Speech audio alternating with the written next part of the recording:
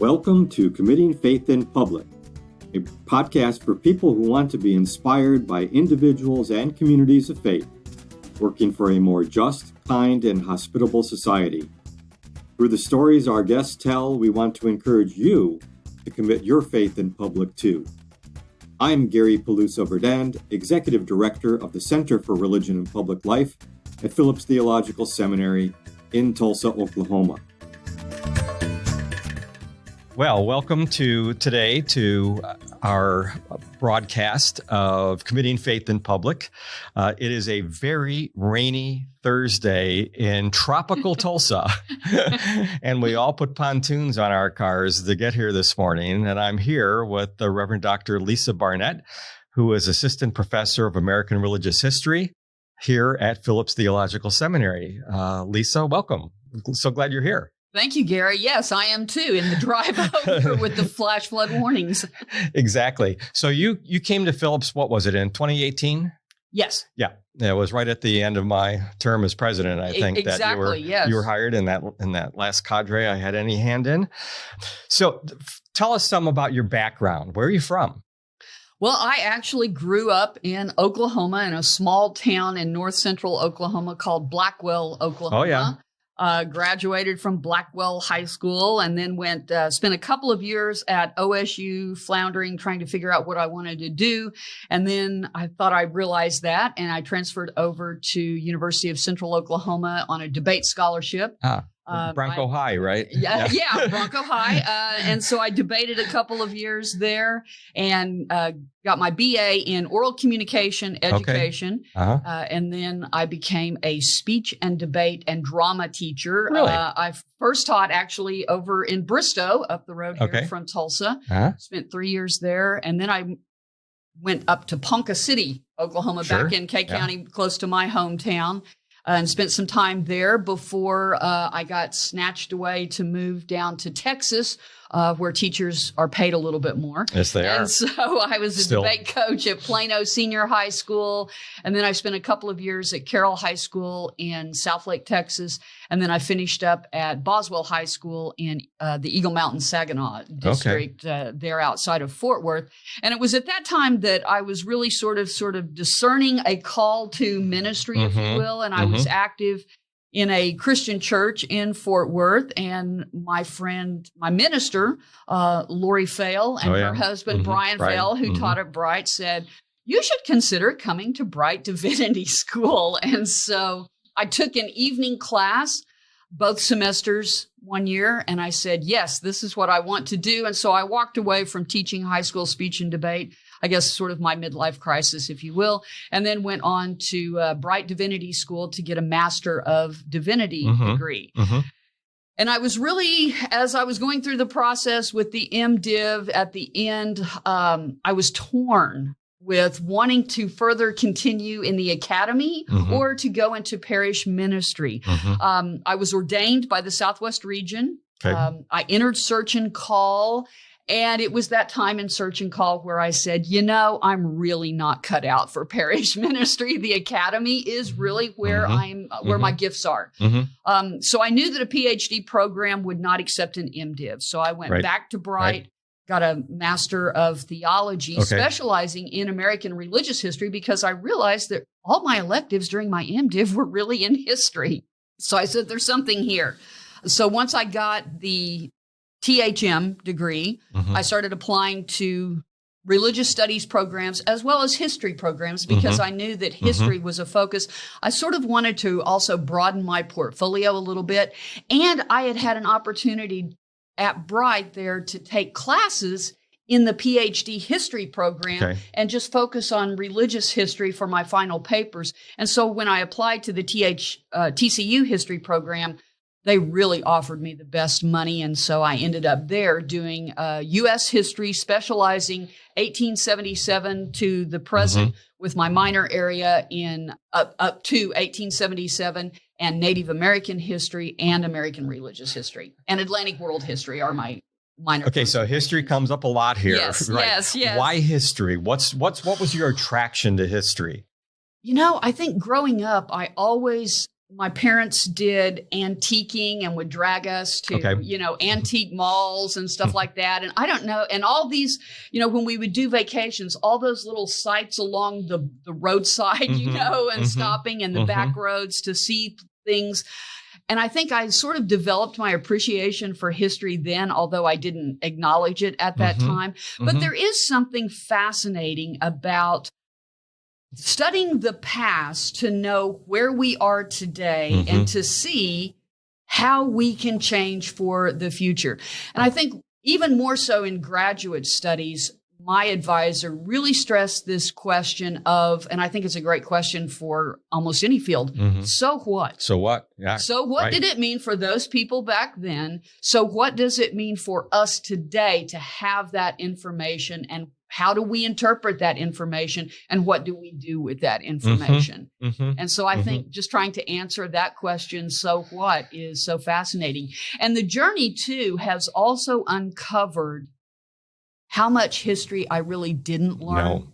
Didn't know. Didn't know. Yeah. Because how much has been left out, particularly with people of color, with other marginalized groups in our history, and recovering some of that history and broadening the narrative has really been kind of my mission. Yeah. Yeah, I've certainly have learned, especially in the last few years, as I've been able to refocus on kind of the way history plays out in American public life, religious history plays out, that I think we know more myth than we do history. Indeed. Myth is in terms of those deep stories. I mean, they're not untrue stories, though some of them are not factually true, but the myths triumph over history. It just seems pretty profound these days as we're trying to make inroads with all these fine, more local and histories from voices and perspectives that had been left out of our mainstream history books controlled by those people in Texas and California that control the history book market. Yes, they do. Yeah. Yeah. So even though most church people don't know a whole lot about their own denomination's religious history, let alone religious history per se, why would you say that for the American public writ large, knowing our religious history is important? I mean, with something like 50%, over 50% of the American public now is not affiliated with any religious organization. So I'm really asking about what do you see as the public value and impact beyond the church-going public of the work you're doing? I think a lot of it maybe is to educate ourselves. You're right about how some of those myths, particularly contributing to Christian nationalism and that fusion of religion and patriotism together at different times in the development of the early republic as well, and how some of those myths then, about a Christian nation founded as a Christian nation. And we need to kind of clarify some of that and be a little bit more specific. And also, what I don't think a lot of people really realize is the impact of religion and the Civil War on our current culture and some of the narratives that we tell ourselves today, particularly around this idea of a Christian nation. Yeah, could you give me an example of for instance, what's still popping up today that you could say, well, we fought about that in the Civil War, but it's not really done? Well, I mean, for me, one of the things that crops up out of the Civil War that really kind of, I think we need to take more seriously is the fact that the Constitution of the Confederacy specified it was to be a Christian nation, whereas our own American U.S. of America Constitution never came out and specified that. So I think what happened is that a lot of then Christian nationalists, evangelicals, whatever terms you want to use, started to then pick up that phrase, Christian nation, more so from the Confederate Constitution and continue to promote part of that myth as part of that lost cause ideology as well. Along then attached with white supremacy and superiority and things like that. Yeah, and there were a lot of Northern preachers who actually felt the same way, that this was an omission from the founding fathers and it ought to be inserted into the Union's Constitution also. Yes. And then, of course, we look at this idea of in God we trust, right? And the Pledge of Allegiance that added in the 1950s, really kind of at the height of the Cold War. Mm-hmm. That a lot of people don't stop to think that was really more of an American identity statement of I am not a communist, right? Rather than an embrace of religiosity, spirituality, and any sort of interest outside of organized religion, right? It was really an American identity statement. And I think that's what a lot of American religious history teaches us, is that more and more it is, I'm trying to prove I am an American. You look at the whole history of the Church of Jesus Christ of Latter-day Saints and some of their policy changes at the latter part of the 19th century, particularly away from polygamy and stuff. All of that was in response to, we're trying to be Americans. Right. And the way I see that about being American and being Christian is, now that the Soviet Union is no longer, we've taken that identity statement and we've turned it as part of the culture war as to whether or not you identify with the "In God We Trust," or even for a religious person like myself, I much prefer "E pluribus unum." Yes, right, definitely. as a national motto than "In God We Trust," where I don't quite know how any nation actually trusts in God. Exactly. Well, and one of the things you picked up too is, and this is where some of my current work and future work is continuing to push, this idea that came out of the post-Civil War, this Reconstruction era. Well, it started really with Jefferson and his indent policy, but it continues and ramps up in the Reconstruction and post-Reconstruction era of this idea of reconstructing America into an American identity, and the implications that had for people of color, particularly Native Americans, as well as African Americans, freed blacks. But for Native Americans, this twin policy of civilization through Christianization and that fusing of settler colonialism and Christianity together to assimilate Native Americans into an American identity, and how religion gets used in that way. Yeah. Which we see played out in so many terrible ways, including all of the mass graves being discovered by First Nations people in Canada and former residential schools, where those were made to Christianize and de-Indianize everybody who was either given to go there or snatched from their families to go there. Yeah, and I think it's not going to be long before the interest with American federal boarding schools, and I think we're going to continue to find mass graves more so than the graves that are already there that are acknowledged from that experience. Right.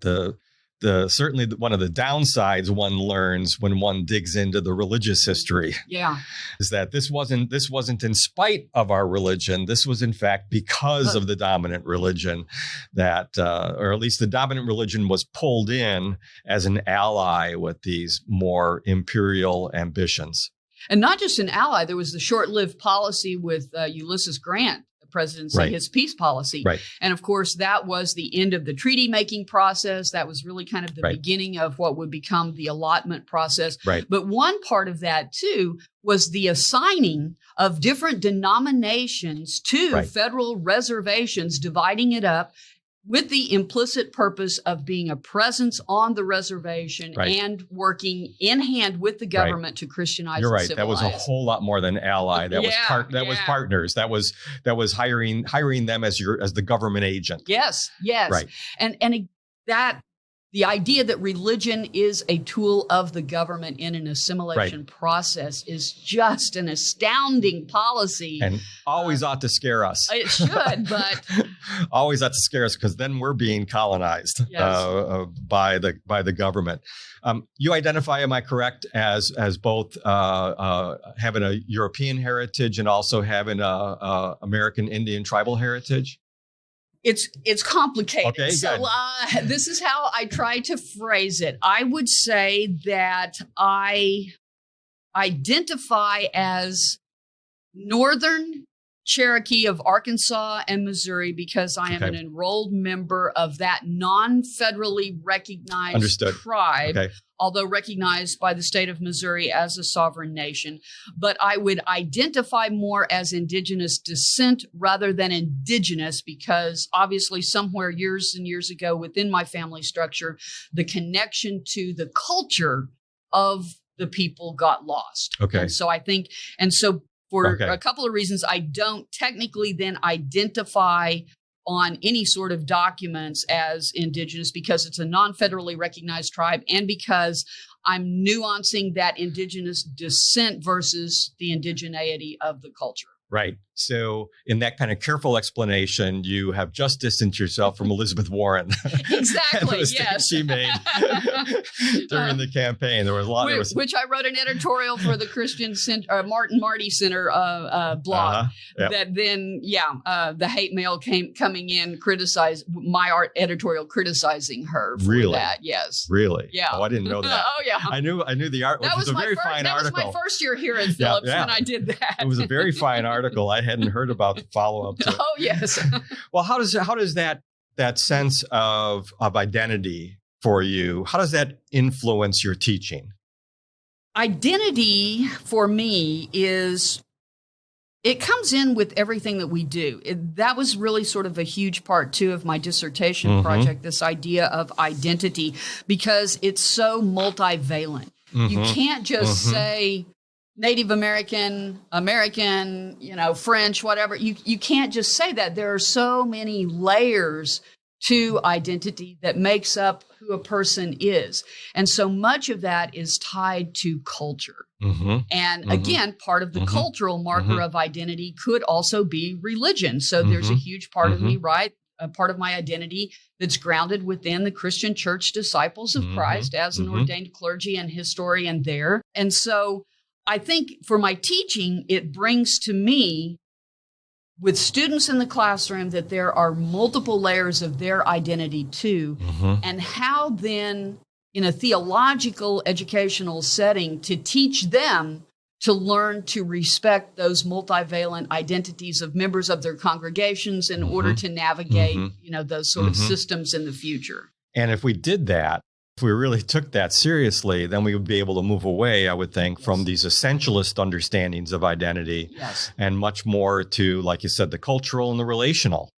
Oh, very much. Right. Very much. Because this is one's activated, one piece of that is activated in one context versus another context. And I just think that's really important work, especially at a time when we seem to be essentializing, are you a red or are you a blue? Yes. Are you a white this? Are you a person of color this? And from my point of view, the more ways we complexify those identities, the more we can move towards just getting to know people on a one-on-one basis and understanding them as each of us as a matrix of relationships. And I think that's important, too, for this concept of history, that history tries to provide this sort of overarching meta-narrative that encompasses all people. And you really can't do that because so much of history is based upon your individual story, Gary, as you, right? Right, absolutely. And your history as a person in a particular category may not fit the meta-narrative that has been told. And how then do you individually complexify some of that history? Yeah, absolutely. Absolutely. And I would say a good part of my life, I've been learning the history is a lot more complex than I thought when I was in my 20s or 30s or 40s. And I don't really expect that it'll simplify it anytime soon.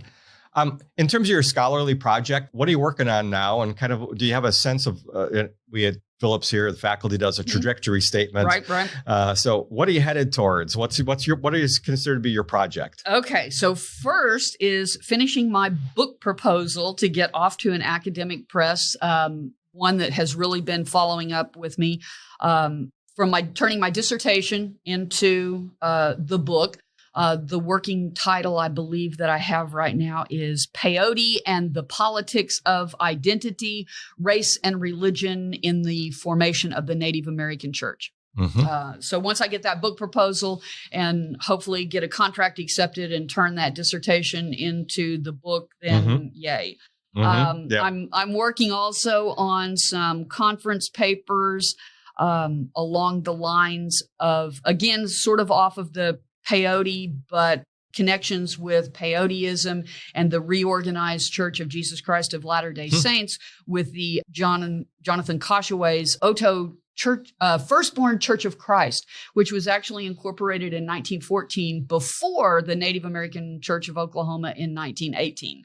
So, some interesting connections there with other aspects of Protestant Christianity and how they fuse with peyoteism. And then I'm working on another paper, I think, for a disciples historical gathering next spring on our history as disciples and a little more critique of our triumphalist cry of we are an American religion born on the American frontier, and this idea of not living into Frederick Jackson Turner's significance of the frontier thesis, but looking more at Patty Limerick's challenge to that in Legacy of Conquest, and acknowledging the systemic racism within our own denomination that's a part of that frontier experience, if you will. So this idea of settler colonialism fusing with religion, what Jennifer Graber's book, The Gods of Indian Country, would identify as settler Christianity. Interesting. So is there a organizing question that for yourself as you think about your whole project and think about what you want to be doing? Is there an organizing question that comes up again and again and what you're going to pursue? Like, for me, as I did a dissertation in the history of the ecumenical movement, especially as comparing some European approaches to some American approaches. And I've found myself asking about what is the nature of the community we seek again and again and again. And so it's one of the, for me, that's a big question. Do you have such a big question that's sort of swirling around in all of the pieces that you've described thus far? Well, there's a couple of things. Always the first question is, why didn't I learn this before, prior to now reading this? But I think secondly, even with my teaching, history of Christianity 1 and 2 and all of those classes, this underlying issue of power and power dynamics, and particularly who has power, who gets power, who wants power. Once you get power, what do you do with that power? And how is power continually used, even by Christians, over and against other people to oppress them? And I think those are the kind of questions that I want to try to answer. Why do we keep doing this to ourselves, right? And to other people? And how can we break out of that cycle? Yeah. And what would be the so what that goes along with that historical investigation? Yeah, the so what is, so what did it mean for those people at that time? And how did pockets of resistance come out from Native Americans, from freed Blacks, from Chinese immigrants, from others when times of oppression are coming down upon them by the federal government, by the church? How are pockets of resistance coming out in order to keep part of their identity intact and part of their culture intact, and to resist that total assimilation into a constructed American identity based on a dominant white culture? And just to press a little further on that, because I'm following what you're saying. So, and why would those be particularly important historical questions to be asking today?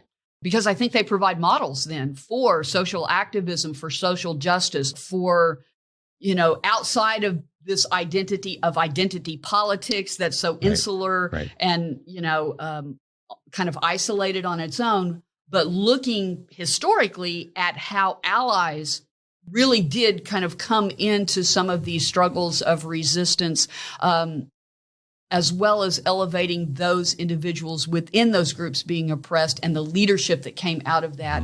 And again, how that can happen and be modeled, duplicated, today. Yeah. Minimally provide clues. Yes. Clues in what we should be looking for as we look for how to resist and how to be allies. And also to look at those particularly white Christians and how they were acting in trying to assimilate others, and to hold that mirror up and to say, is this me today? Right. Try to really repent. I mean, you can't repent from what you don't see. Exactly. Can't repent. Yep. One more question. What is one lesson, not the only lesson, but what is one lesson you would hope any student who takes a class from you would learn in that class? Again, to ask the so what question every time, right? Even when you go into a new position at a church and the board chair says, well, we have done this, forever and ever. And to ask well, so what? What did it mean then? What does it mean for you today? And then how to navigate then changes that can come about. I think that's an important. Certainly, I also know that the academic standards for writing papers for me, I hear amongst the students that there are secret talks and, everybody shares, but learning to use an active voice in your writing and learning to use an active voice even in your activism. Right. Claim your agency. Exactly. Reverend Dr. Lisa Barnett, thank you so much for sitting down with me today and for the good work you're doing within the Phillips curriculum. And I know you've also had a number of opportunities you've taken advantage of that you've accepted to teach and preach in congregations around the area. Really appreciate the work you're doing and the way you commit faith in public. Oh, thank you very much. I've enjoyed this time with you, Gary. Thank you. This has been Committing Faith in Public, a podcast from the Center for Religion and Public Life at Phillips Theological Seminary. Copyright Phillips Theological Seminary and Gary Peluso-Verdend. The views and opinions expressed during the podcast are those of the participants and do not necessarily reflect official positions of Phillips Theological Seminary.